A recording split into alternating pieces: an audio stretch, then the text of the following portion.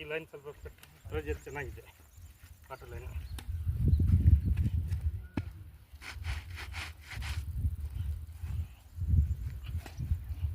ಇದು running source ಚೆನ್ನಾಗಿದೆ. ಇದೊಂದು ಡೈರೆಕ್ಷನ್ನು, ಇದೆಲ್ಲ ಸ್ವಲ್ಪ ಕಡಿಮೆ, ಅದಾದ್ರೂ ನೀರಿದೆ, ಇದರಲ್ಲಿ ನೀರಿದೆ.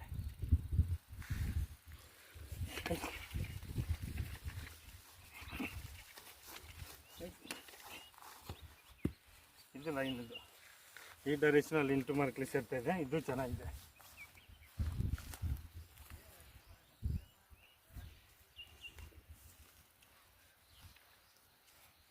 ಈ ರೌಂಡೆಲ್ಲ ಸಣ್ಣ ಸಣ್ಣ ಸೋರ್ಸು ಸುಮಾರು ಕ್ರಾಸ್ ಆಗ್ತಿದೆ.